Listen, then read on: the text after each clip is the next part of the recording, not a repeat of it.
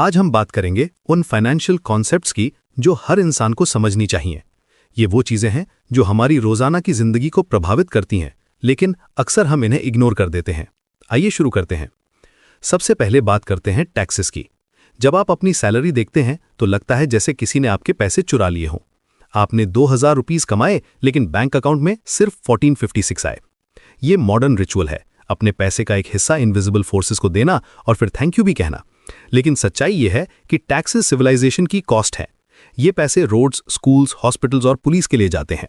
Income tax, sales tax, capital gains tax, ये सब अलग अलग तरीके हैं गवर्नमेंट के रेवेन्यू कलेक्ट करने के। अब बात करते हैं बैंक्स की। ज्यादातर लोग सोचते हैं कि बैंक एक बड़ा सेफ है जो सिर्फ पैसे गार्ड करता है, लेकिन रियलिटी में बैंक्स फाइनेंशियल ट्रांजैक्शंस के मिडलमैन है।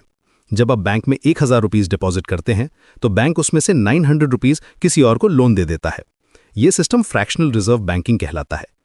2008 के फाइनेंशियल क्राइसिस में लोग लाइंस में खड़े होकर अपने सारे पैसे निकालने की कोशिश कर रहे थे। सौभाग्य से यूएस में मोस्ट बैंक्स गवर्नमेंट द्वारा $250,000 तक इंश्योर्ड हैं। इंटरेस्ट के बारे में सोचिए, ये मनी का रेंट है। जब पैसा किसी और के हाथ में होता है तो वो चार्ज करता है। अगर आप 1000 रुपीज बोरो करते हैं तो आपको 1280 वापस करना पड़ता है। कंपाउंड इंटरेस्ट का मतलब है कि हर डॉलर के क्लोन्स भी रेंट मांगते हैं।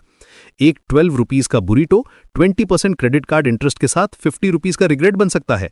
लेकिन अगर आप 7% एनुअल कंपाउंड इंटरेस्ट पर इन्वेस्ट करें तो आपके 100 रुपीज डबल होकर 200, फिर 400 बन जाते हैं।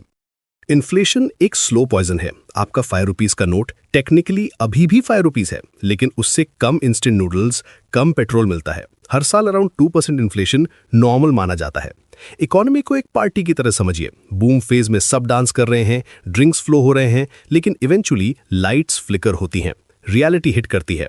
रिसेशन का मतलब है कम से कम 6 मंथ्स तक इकोनॉमी का डिक्रीज होना। ये पेनफुल रीसेट्स हैं, लेकिन फॉरएवर नहीं होते। जॉब लॉसेस होती हैं, स्पेंडिंग कम हो जाती है, लेकिन ये टेम्पररी फेज है। क्रेडिट स्कोर एक 3 डिजिट नंबर है जो 300 से 850 तक होता है।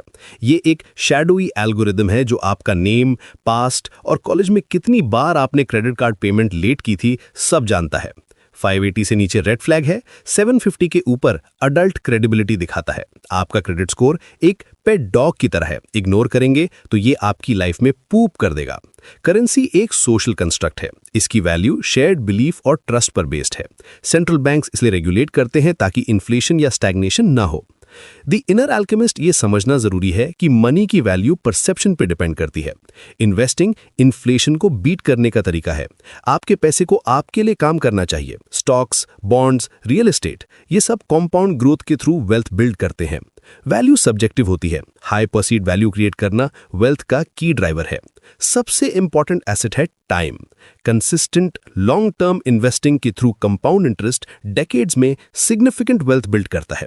गेम रिग्ड है, लेकिन अगर आप रूल्स सीख जाएं तो आप इसे वापस रिग कर सकते हैं। फाइनेंशियल लिटरेसी आपको इन इनविजिबल फोर्सेस को समझने की पावर देती है। आपका टाइम और मनी को प्रोएक्टिवली मैनेज करना लॉन्ग टर्म फाइनेंशियल सक्सेस के लिए जरूरी है।